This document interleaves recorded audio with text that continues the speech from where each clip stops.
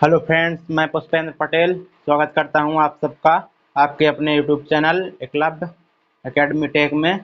आज हम करने वाले हैं भौकाल सीरीज मैथ का पार्ट नंबर 5।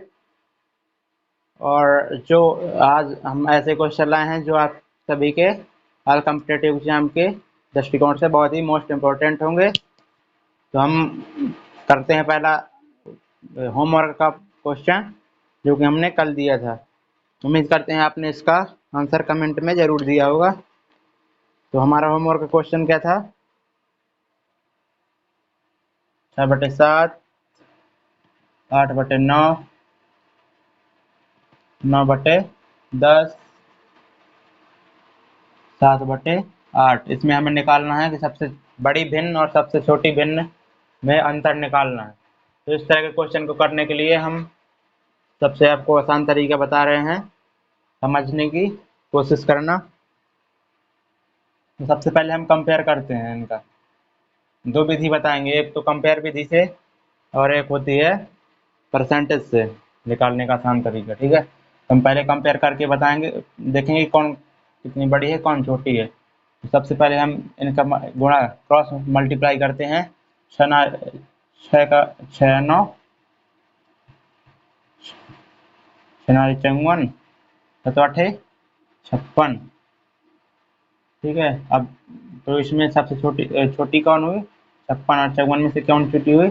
ये वाली 6 ठीक है।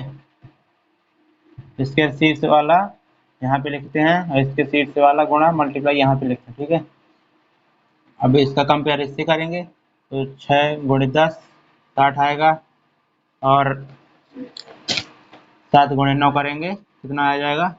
63। तो अभी भी कौन बड़ी हुई? 63 बड़ा हुआ, मतलब ये वाली बड़ी हुई। ठीक है, मतलब ये अभी भी छोटी है, इससे भी छोटी हो गई, इससे भी छोटी हो गई। अब देखेंगे इससे छोटी है या नहीं। 6 × 8 करेंगे 48 हो जाएगा। ठीक है, 48 और 7 × 7 करेंगे कितना हो जाएगा? 49। तो अब अभी भी ये वाली संख्या इससे बड़ी है। ये वाली संख्या 7/8 6/7 से क्या है? बड़ी है। तीनों ये बड़ी हो गई। 6/7 से 8/9 भी बड़ी है, 9/10 भी बड़ी है, 7/8 भी बड़ी है। तो सबसे छोटी कौन हो जाएगी? ये। जब तीनों बड़ी हैं तो एक एक सबसे छोटी बची यही। सब 6/7 सबसे हमारी छोटी संख्या हो गई। तो अब हम बड़ी संख्या निकालेंगे। तो सबसे छोटी तो ये हो गई।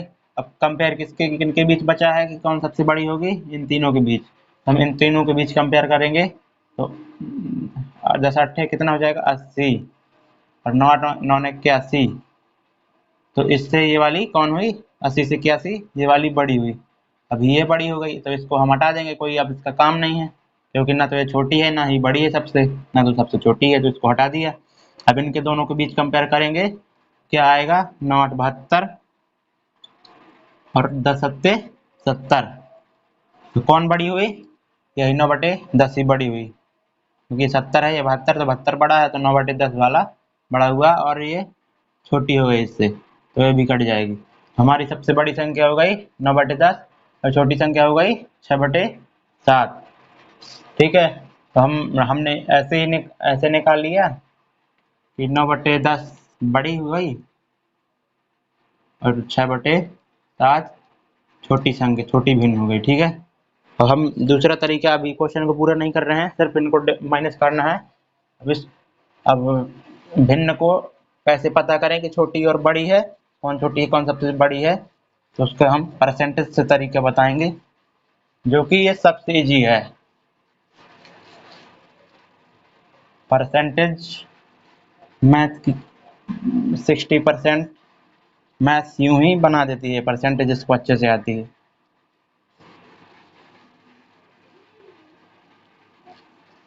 परसेंटेज से कैसे करेंगे?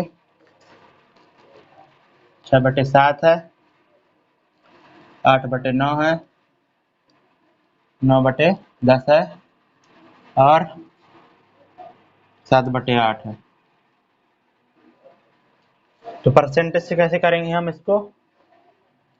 परसेंटेज 1/7 का मतलब कितना परसेंट होता है? आपने पढ़ा होगा या नहीं पढ़ा तो हम इसकी क्लासें परसेंटेज की जल्दी लाने वाले हैं, जिससे आपको पूरा परसेंटेज क्लियर हो जाएगा और उससे बनने वाले सारे सवाल आपको चुटकियों में बनेंगे। ठीक है, तो 1/7 का परसेंटेज में क्या मतलब होता है? 14.28। ठीक है, और यहाँ पे कितना दिया हुआ है? 6/7।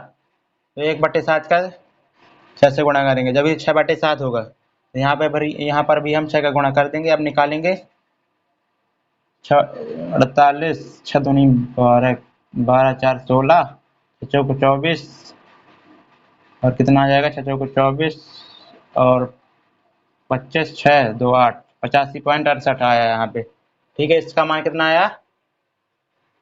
85.68। अभी हम समझाने के लिए आपको इतना सब कर रहे हैं, जब आपको ये सब याद हो जाएंगे तो आप यूं ही कैलकुलेट कर लेंगे। और यहाँ पे 8/9 है, तो आप जानते होंगे कि 1/9 तो भिन्न परसेंटेज कितना होता है? परसेंटेज में मान कितना होता है? 11.11% होता है 1/9। ठीक है, हम परसेंटेज कैसे निकाल रहे हैं? 1/9 गुणे कर दिया 100, हमारा 11.11 ही निकलेगा, 11%। ठीक है, ऐसे हम परसेंटेज निकालते हैं। जैसे कोई आपसे पूछे 2/5 कितना परसेंट है, तो इससे 100 से गुणा करेंगे, 40% है। ठीक है, ऐसे परसेंटेज निकालते हैं। तो यहाँ पे कितना आ गया हमारा? 11.11। और कितना है आगे? 8 गुणे 8 है, यहाँ पर भी हम 8 के गुणा कर देंगे, यहाँ से कितना निकल आएगा? 88.88।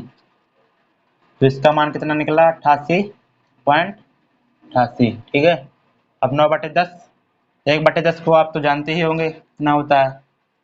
10% ही होता है, जानते ही होंगे। और यहाँ पे कितना है? गुणे में 2 9, यहाँ पे भी 9 का गुणा कर देंगे। ठीक है, कितना हो जाएगा? 90। तो इसका मान कितना आया? 90। ये सब परसेंटेज में है। ठीक है, और ये 1/8, 1/8 लिखा हुआ है, इसका मान आप जानते होंगे परसेंटेज में कितना होता है? 12.25। ठीक है, परसेंट। तो 7 का मल्टीप्लाई है उसमें, तो इसमें से भी 7 का मल्टीप्लाई कर देंगे, कितना आ जाएगा? सॉरी, 12.25 नहीं होता है, 12.5 होता है, मतलब 12.50। तो यहाँ पे मल्टीप्लाई करेंगे, परसेंट 72 बसा 84, और इसके कितने बन जाएंगे? 3, 84 3 87.5, 87.5। ठीक है, तो अब देख लेंगे इसमें सबसे बड़ा है कौन है, सबसे छोटा कौन है। तो सबसे बड़ा इसमें कौन है? 90 वाला। ठीक है, और सबसे छोटा कौन सा है? 87, 88, 85। वो 85 वाला सबसे छोटा है। तो वही दो के दोनों संख्या सबसे छोटी संख्या है, 6/7 है छोटी संख्या, छोटी भिन्न, और सबसे बड़ी भिन्न कौन सी है? 9/10। तो क्वेश्चन देखो वही निकला है जो हमने पहले निकाला था, 6/7 और 9/10। सबसे बड़ी 9/10, सबसे छोटी 6/7। जो हमारा क्वेश्चन बोल रहा था सबसे बड़ी और सबसे छोटी भिन्न में अंतर, तो सबसे बड़ी भिन्न कौन सी हो गई? 9/10 माइनस सबसे छोटी भिन्न 6/7। हम यहाँ से निकाल लेंगे, कितना निकलेगा? 3/70। ठीक है, इसको हल कर लेना, हमारा राइट आंसर हो जाएगा option number D. Option number D is the right answer. ठीक है, हमने 2 तरीके बता दिए। उम्मीद करते हैं कि आपको ये सब समझ में आया होगा, और हम परसेंटेज की जल्दी क्लास लाने वाले हैं, जो कि आपको 0 से हीरो तक बनाने में सफर बहुत ही इम्पोर्टेंट होगी वो सीरीज। बेसिक बेसिक से बताएंगे ताकि आपको पूरा अच्छे से समझ में आ जाए, परसेंटेज अच्छे से कराएंगे। और आप पहला क्वेश्चन करिए जो कि औसत से रिलेटेड है, और टाइमर लगा हुआ है, करिए, आप कोशिश करिए।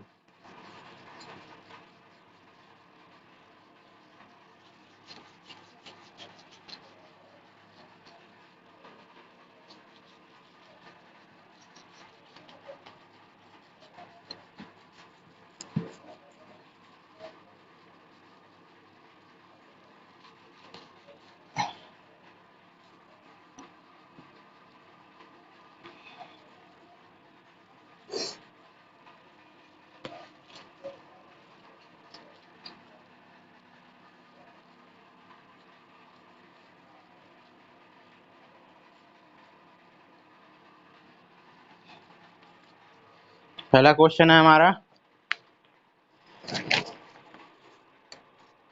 यदि कक्षा की औसत आयु 15.8 वर्ष है, यदि कक्षा के लड़कों की औसत आयु 16.4 वर्ष है तथा लड़कियों की औसत आयु 15.4 वर्ष है, तो कक्षा में लड़कियों का तथा लड़कों का अनुपात क्या होगा। ठीक है, तो सबसे पहले हम इसको बेसिक मेथड से ना करके इसको एलिगेशन मेथड से करेंगे। एलिगेशन मेथड आज हम आपको बता रहे हैं कैसे लगाया जाता है उसका। जब जैसे उसने पूरा औसत दिया है, क्लास का पूरा औसत, और लड़कों और लड़कियों का अलग अलग औसत दिया है, तो यहीं से हम इसको एलिगेशन मेथड से करेंगे। ठीक है, एलिगेशन हमें मेथड, ठीक है, एलिगेशन मेथड से करेंगे। एलिगेशन मेथड में क्या करना पड़ता है, बॉय और गर्ल का कितना औसत दिया हुआ है, बॉय का दिया हुआ है 16.4 और गर्ल का दिया है कितना 15.4, और यहाँ पे पूरी क्लास का औसत, पूरी कक्षा का औसत कितना दिया हुआ है 15.8। तो इसको हम बीच में लिखेंगे और हम इसको बड़ी में से छोटी को घटाएंगे। ठीक है, तो इसको इस तरह घटाएंगे और इसको इस तरह घटाएंगे, तो 15.8 में 16.4 जाएंगे नहीं, तो हम बड़ी में से छोटी को घटाएंगे। ठीक है, 16.4 में 15.8 जाएंगे, कितना बचेगा 0.6, और इसको 15.8 में 15.4 घटाएंगे, कितना बचेगा 0.4। तो यही हमारा कितना रेशियो इनका निकाल लेंगे। ठीक है, आप जानते हैं कि जैसे अनुपात में, दोनों अनुपात में निकल आए। एलिगेशन मेथड है, बहुत ही सिंपल तरीका होता है इसको निकालने के लिए। इसको 2 से काट देंगे, इसको ये 3 बार जाएगा, तो यही हमारा बॉय और गर्ल का रेशियो आ गया। ठीक है, अब आप कहेंगे कि ये दशमलव कहाँ चला गया, ये अनुपात में है तो सब कट जाएंगे। वैसे भी जैसे हम आप इसको करके बता दे रहे हैं, जैसे 4.4 है तो 4/10 लिखेंगे, अनुपात 6/10 अनुपात में है, फिर कट ही जाएंगे वैसे भी, इसलिए हमने इसको डायरेक्ट 2:3 लिखा। ठीक है, तो हमारा बॉय और गर्ल का रेशियो कितना आ जाएगा 2:3। तो ये हमारा सिंपल हुआ एलिगेशन मेथड। एलिगेशन मेथड में कुछ नहीं करना होता है, जो अलग अलग रेशियो दी है, जैसे बॉय और गर्ल का अलग अलग रेशियो दिया है, वो औसत दिया है, एवरेज अलग अलग एवरेज दिया है, और टोटल एवरेज पूरे क्लास का दिया है, पूरे टोटल क्लास का एवरेज बीच में रखा, और छोटी में से बड़ी में से छोटी घटाए, बस अनुपात निकल आएगा उसमें बॉय और गर्ल का। ठीक है, फिर इसको हम बेसिक मेथड से भी बताएंगे।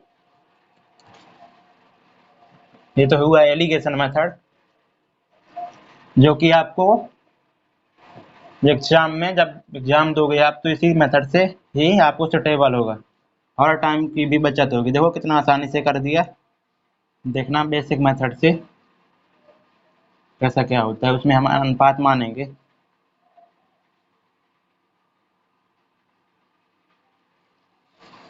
बेसिक मेथड से हम करेंगे, हम अनुपात मान लेंगे, बॉय और गर्ल का अनुपात कितना मान लेंगे, मान लिया कुछ भी के अनुपात 1।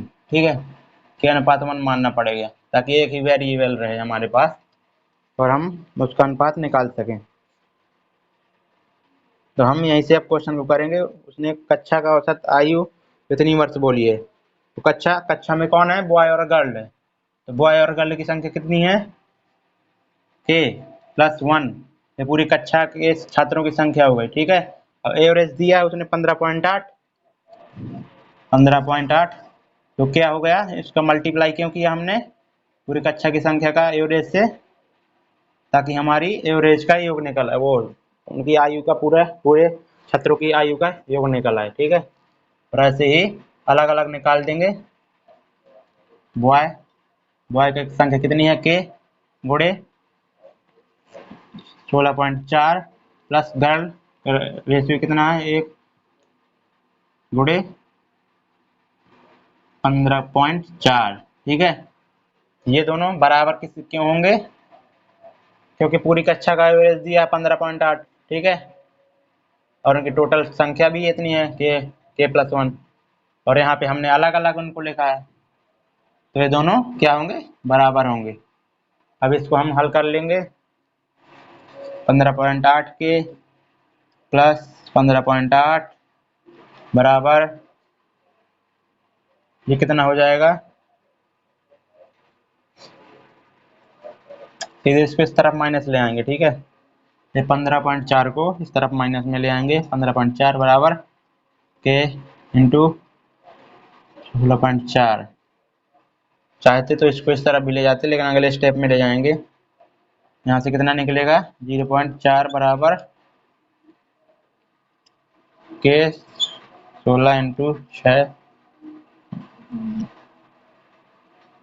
15 पॉइंट कितना है जाएगा माइनस में, 15.8 के, ठीक है, तो ये माइनस हो जाएंगे। 0.4 बराबर के इंटू कितना बचेगा, 0.6, ठीक है। यहीं से अब हमारा अनुपात निकल आएगा, इसको इस तरफ भेज देंगे। 0.4 बटे 0.6 बराबर के, कुछ नहीं नीचे तो एक मान लेंगे, तो हमारा के अनुपात, तो हमारा क्या निकलेगा, के अनुपात 1 बराबर क्या निकल आएगा हमारा, 2.3। देखो वही निकला है। तो हमारे बॉय और गर्ल का रेशियो क्या हुआ, 2:3। तो हमारा राइट आंसर हो जाएगा ऑप्शन नंबर डी। तो आपको कौन सा मेथड अच्छा लगा, जो भी मेथड आपको अच्छा लगा आप उसी मेथड से करिए। हमने बेसिक और एडिगेशन मेथड दोनों से समझाया। मेरे हिसाब से तो आप एडिगेशन मेथड से ही करना सीखें, उसी से ही आपको सही रहेगा। बेसिक से बहुत ज़्यादा ही टाइम लग जाता है, जो कि एग्जाम के दृष्टिकोण से सही नहीं है।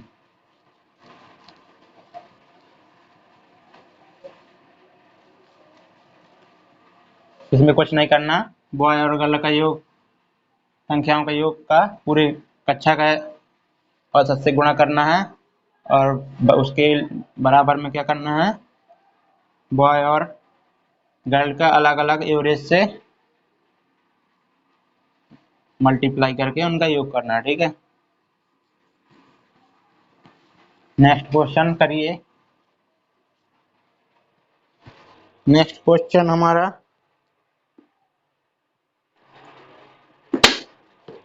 लाभ और हानि से रिलेटेड है, डिस्काउंट। दूसरा क्वेश्चन है हमारा, नितिन ने एक हाथ घड़ी अंकित मूल्य को 800 रुपए पर 1500 छूट के साथ खरीदी। नितिन ने 20% के लाभ पर घड़ी बेच दी। घड़ी का विक्रय मूल्य बताओ। तो घड़ी का अंकित मूल्य था 800 रुपए, उस पर नितिन ने 15% की छूट के साथ खरीदी, मतलब उसने 800 रुपए में भी 15% कम में खरीदी और उसको 20% ज्यादा में बेच दिया। तो उसका विक्रय मूल्य निकालना है हमें, ठीक है। तो उसका मार्क प्राइस कितना है, MP 800 रुपये, ठीक है। इसमें हमें 15% की छूट देना है। उसने 15% की छूट पाई है, तो कितने उसको मिली घड़ी, क्रय मूल्य उसका कितना हो जाएगा, 15%। 15% की छूट ली है तो कितने कितने में लाया होगा, 85% में, ठीक है। तो 800 का हम 85% ले आएंगे, क्योंकि कोई भी राशि जो होती है 100% होती है, तो 15% की उसे छूट मिली, तो कितने में लाया होगा, 85% में। तो हम 800 का 85% सीधे निकालेंगे। परसेंट का मतलब क्या होता है, 1/100, ठीक है, बटे में हम 100 कर लेंगे। 2 जीरो से 2 जीरो काटे, कितना आ जाएगा, 680 रुपये, ठीक है। 680 रुपये क्या आ गया, CP क्रय मूल्य 680 रुपये आ गया उसका। मतलब उसने 800 रुपये में 15% का डिस्काउंट पा करके कितने में खरीदी, 680 रुपये में।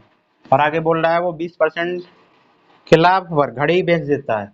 680 रुपये की खरीदी उसने, 20% का लाभ लेना है उसे, 20% का क्या लेना है, प्रॉफिट चाहिए, ठीक है। कितने में बेचेगा वो, 20% आप चाहें तो इसका ही 20% निकाल के इसमें सीपी में जोड़ देंगे तो हमारा क्या निकलेगा एसपी। ठीक है, हम डायरेक्ट क्यों ये 100% हुआ और 20% का प्रॉफिट चाहिए, कितने परसेंट निकालेंगे इसका हम, ताकि हमारा डायरेक्ट एसपी निकला है, मतलब सेलिंग प्राइस विक्रय मूल्य, तो 120% इसका निकाल देंगे हम। ठीक है, 120%, दो जीरो से दो जीरो कटेंगे, कितना आ जाएगा बराबर 96, 9 बड़े 72, 9 81, तो हमारा विक्रय मूल्य कितना निकल आया 816 रुपये। ठीक है, ये तो हमारा हुआ बेसिक तरीका, जहाँ से हमने ऑप्शन नंबर सी सही होगा, जहाँ से हमने निकाला विक्रय मूल्य 816 रुपये। ठीक है, अब हम करेंगे इसको रेशियो मेथड से, परसेंटेज के बेस से रेशियो मेथड से करेंगे बिल्कुल आसानी से। हमने आपको पहले ही बताया कि मैथ जो होती है वो 60%, मतलब 60% मैथ तो केवल परसेंटेज से ही निपट जाती है। आपको अगर अच्छी से परसेंटेज आती है तो आप मैथ को यूं ही सॉल्व कर लेंगे।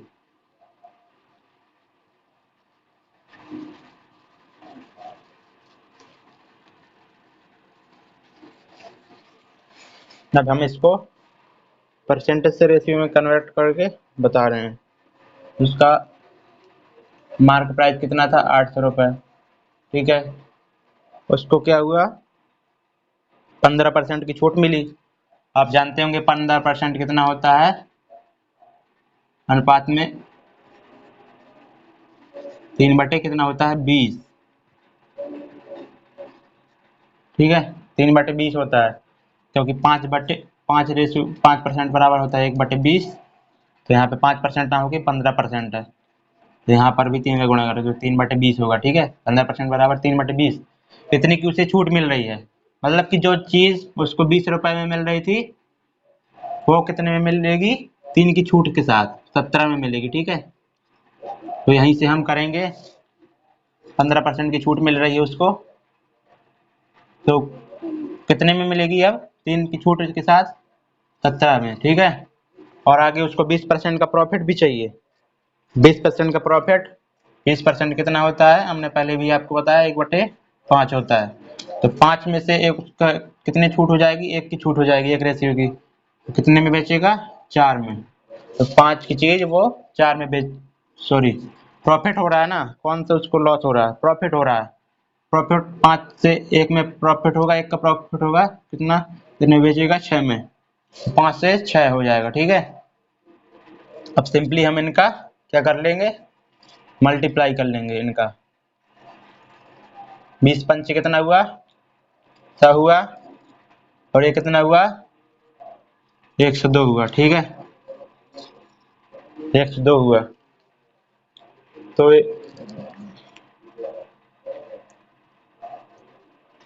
17 छक्का 102 हुआ। ठीक है, तो कितने का प्रॉफिट हो रहा है उसको 2 रेशियो का, कितने के रिस्पेक्ट में 100 के रिस्पेक्ट में, ये क्योंकि सीपी है और ये एसपी है विक्रय मूल्य, कितने का प्रॉफिट हुआ है उसको 2% का, तो यहाँ से हम निकाल लेंगे 800 में 2%,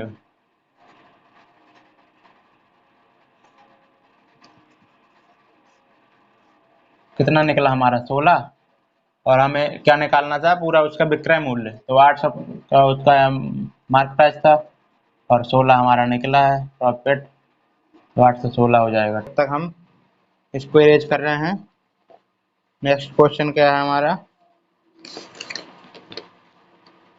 नेक्स्ट क्वेश्चन बीजगणित से रिलेटेड है, अलजेब्रा से, आप उसको करिए।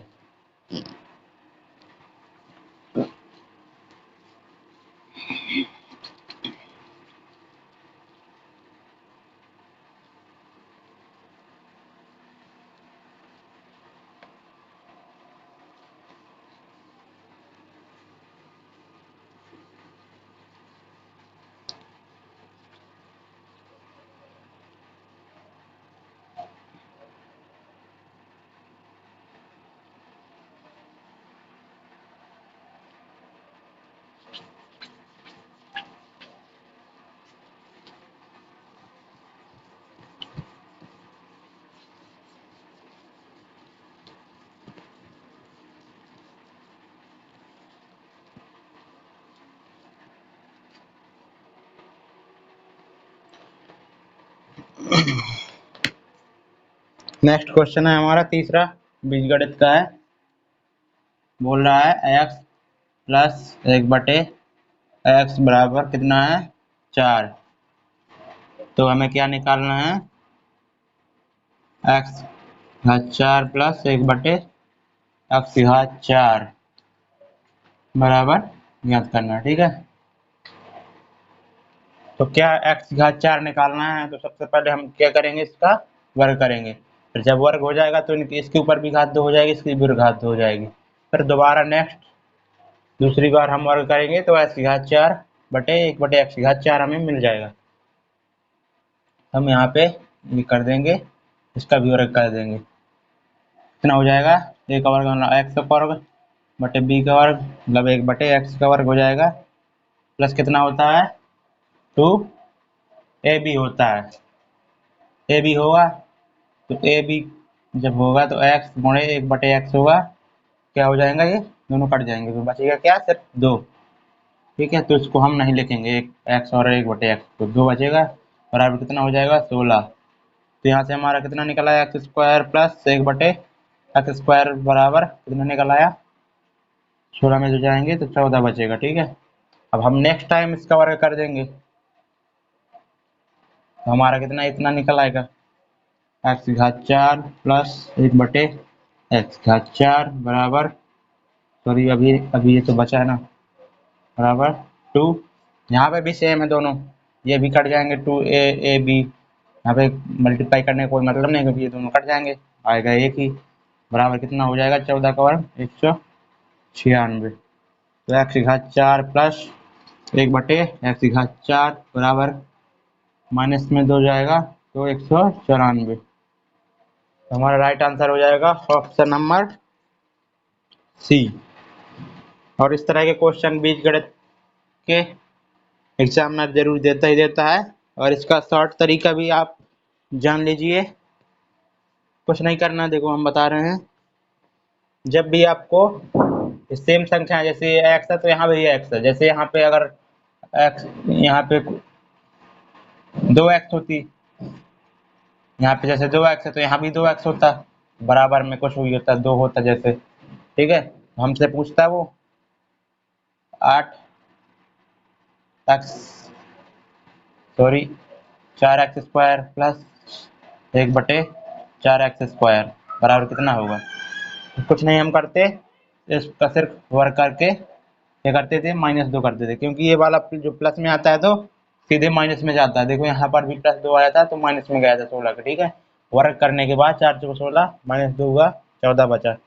ऐसे ही हमें एक बार वर्क चाहिए, क्योंकि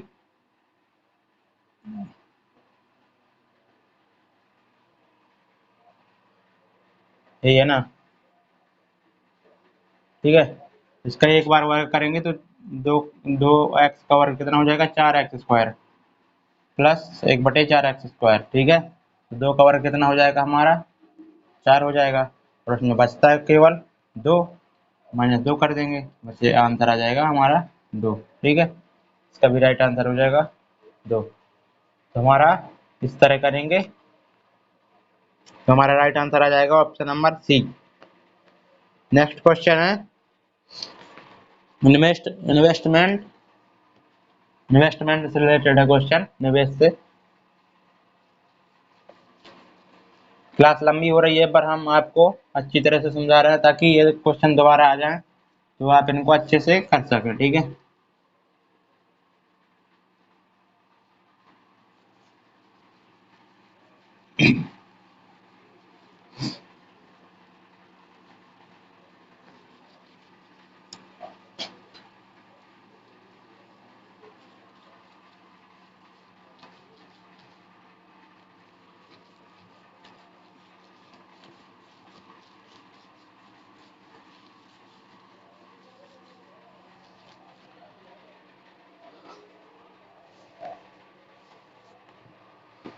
चौथा क्वेश्चन हमारा क्या कह रहा है, निवेश से रिलेटेड है। अगर आपको मालूम हो तो ठीक है, नहीं मालूम है तो हम आपको बता रहे हैं कि जो इन्वेस्टमेंट मतलब निवेश बराबर प्रॉफिट बराबर क्या होता है,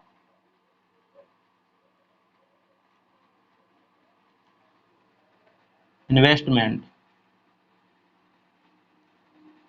इन्वेस्टमेंट इनटू टाइम। ये सवाल पूरा केवल इसी के ऊपर डिपेंड रहेगा, ठीक है। प्रॉफिट का अनुपात होगा किसके ऊपर डिपेंड रहेगा? इन्वेस्टमेंट, मतलब जितने उसने इन्वेस्ट किया हुआ मल्टीप्लाई टाइम, कितने टाइम तक किया उसी के हिसाब से प्रॉफिट बांटा जाएगा दोनों के बीच, ठीक है।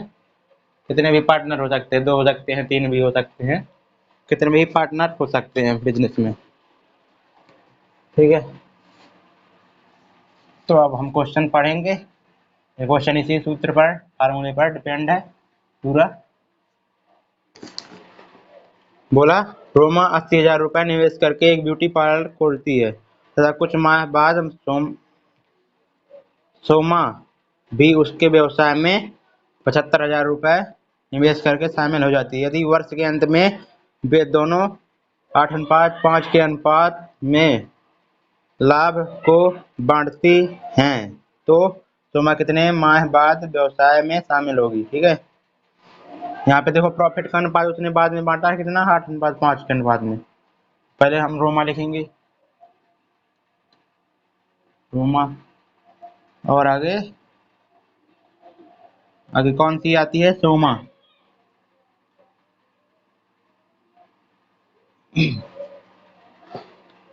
तो 80,000 रुपये तो इसने इन्वेस्टमेंट किए, तो 80,000 हमने इसका लिख लिया, ठीक है।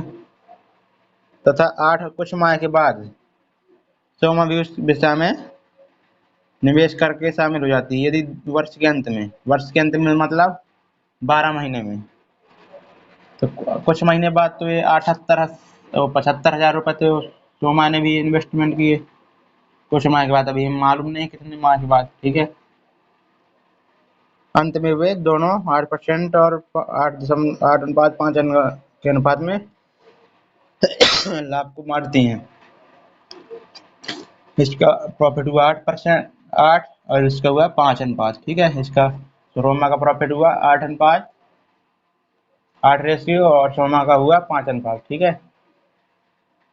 तो एक वर्ष के अंत में तो रोमा ने तो पूरे वर्ष में काम किया है, और सोमा जो थी वो कुछ माह बाद आई थी।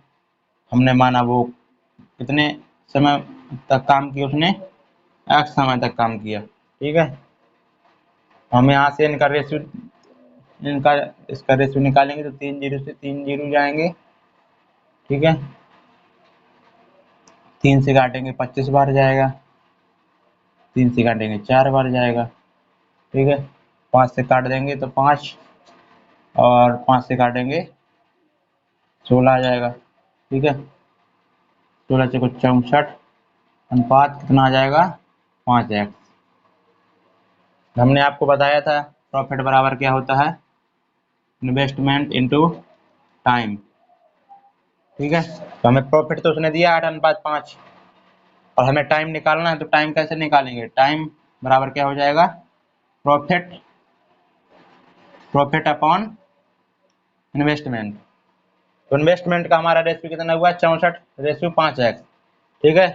तो हम टाइम निकालना है, तो टाइम प्रॉफिट में से इन्वेस्टमेंट हुआ तो प्रॉफिट में से डिवाइड कर देंगे, ठीक है। इन्वेस्टमेंट को डिवाइड कर देंगे, 8×8 = 64, 1/8 रेशियो 1/5 हो जाएगा, 1/5 से 5 कट जाएगा, 1/x हो जाएगा, ठीक है। तो x बराबर हमारा कितना निकल आया? यहाँ से x बराबर कितना निकल आया? 8।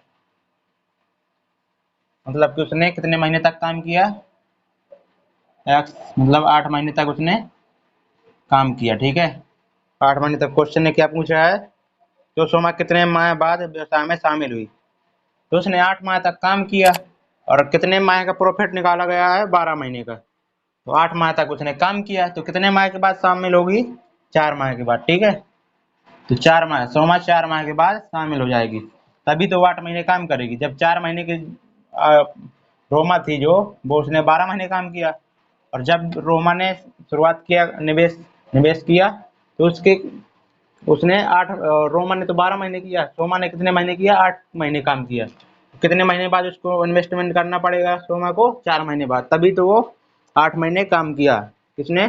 सोमा ने।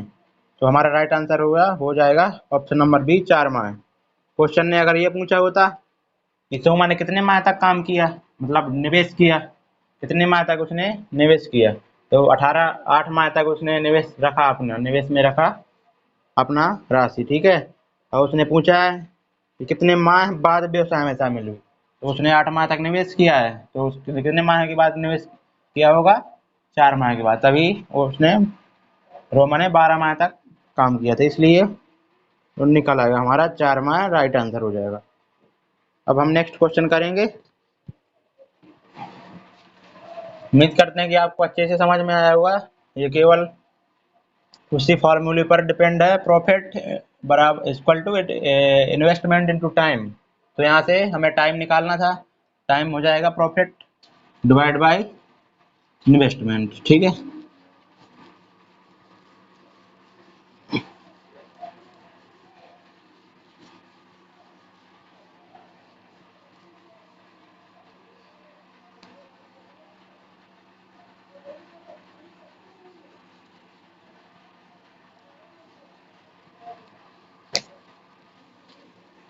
नेक्स्ट हमारा 5वां क्वेश्चन है, यदि ए बराबर बी का 4/5, ए बराबर बी का 4/5 तथा बी बराबर सी का 5/2, बी बराबर सी का 5/2 हो, तो ए और सी का अनुपात हमें क्या निकालना है, ए और सी का अनुपात निकालना, ठीक है। अनुपात सी कितना होगा, तो हमने आपको बताया था एक क्या का इंग्लिश में क्या होता है, ओफ। हमने आपको बोर्ड मास के रूल में बताया था कि ओफ का मतलब क्या होता है, मल्टीप्लाई। तो यहाँ पे ए बराबर बी गुणे 4/5 है, तो यहाँ से इसका 75 कर देंगे, तो ए बटे गुणे में तो नीचे आ जाएगा, डिवाइड में आ जाएगा बी 4/5, तो ए रेशियो बी बराबर कितना निकल आया, 4/5। यहीं से हम ऐसे ही इसको सी को नीचे ले आएंगे, बी रेशियो सी बराबर कितना हो जाएगा, 5/2। तो हमें ए और सी का अनुपात निकालना है, तो हमें दिया है ए बी का अनुपात और बी सी का अनुपात। तो इनको हम करने का तरीका आपको बता रहे हैं, कुछ नहीं करना, ए अनुपात बी निकाल करना है, बी अनुपात सी करना है, ठीक है।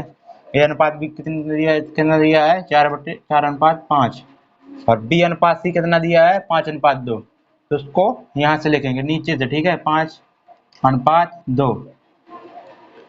तो आपको हम समझाने के लिए एक उदाहरण दे रहे हैं।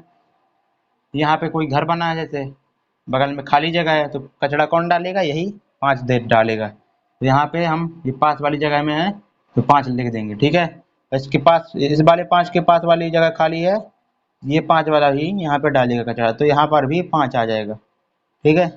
अब इनका हम मल्टीप्लाई कर देंगे, ठीक है, चाहे तो डिवाइड भी कर सकते हैं, 5 को 5 से, ठीक है। कितना बचा, 4 यहाँ पे बचा, 5 यहाँ पर बचा और 2 हमारा यहाँ पे बचा, ठीक है। हमारा ए और सी का अनुपात पूछा था, तो एक ए हो गया 4/2, यहाँ से भी हम कट जाएगा 2 से, और ये आपको यहाँ पे दिखाई ना दे रहा होगा, तो 2/1 आ जाएगा आंसर हमारा ए अनुपात सी का, 2/1, ठीक है। तुम्हारा राइट आंसर हो जाएगा ऑप्शन नंबर बी। कुछ नहीं करना, जैसे यहाँ पे खाली थी जगह, देखो हम एक बार आपको और समझा दे रहे हैं कि आपको एक पुट मेथड पता चल जाए, कैसे पुट किया जाता है, किसको कहाँ पे रखा जाता है। ए अनुपात बी निकाला हमने 4/5, बी अनुपात सी निकाला 5/2, तो इस बी और हुआ और बी ए हुआ, सी ए हुआ, तो बी अनुपात सी यहाँ पे लिख देंगे 5/2। तो इसके यहाँ पे खाली जगह है, इसके नजदीक कौन सा है, 2 भी इधर नजदीक, लेकिन उसके बगल वाला देखना, ऊपर नीचे वाला नहीं देखना हमें, ठीक है। उसके बगल में कौन है 5, तो हम यहाँ पे 5 लिख देंगे, और इस खाली वाली जगह के पास में कौन है, 4 है पास में, और ये वाला 5 है पास में, ठीक है। तो हमने पहले बताया कि आपको ऊपर नीचे वाला नहीं देखना, अगल बगल वाला देखना है, वही कचरा डालेगा इस खाली जगह पे। ठीक है, समझाने का तरीका है। ये 5 इधर आ जाएगा, ठीक है, तो यहीं से हम निकाल लेंगे। हमें केवल अब ए और सी से मतलब है। अब हम चाहते तो वहाँ पे ये 5 को काटने की जरूरत नहीं था, केवल हम ए और सी को देखते, उसी को काटते। 5 से 5 काटा, 2 से 4 को 2 बार, तो ए रेशियो बी बराबर कितना निकल आएगा, 2:1। ठीक है, नेक्स्ट क्वेश्चन आपका होमवर्क में है। होमवर्क में क्वेश्चन है, एक पतंग भूमि से 75 मीटर ऊंचाई पर उड़ रही है। वह क्षैतिज से 60 डिग्री पर आनत यानी कि उन्नयन कोण पर डोरी से बंधी है। डोरी की लंबाई कितनी होगी? ठीक है, हम उम्मीद करते हैं कि आप इसका राइट आंसर जैसा भी आपसे बने उसका आंसर कमेंट बॉक्स में दें। और हम उम्मीद करते हैं कि आपको ये सेशन भोकाल सीरीज मैथ का पार्ट नंबर 5 आपको समझ में आया होगा। और समझ में आया हो तो आप लाइक, कमेंट और शेयर कर सकते हैं, और चैनल को सब्सक्राइब भी कर लीजिए। ठीक है, तो आज के लिए बस इतना ही, कल फिर मिलेंगे। जय हिंद,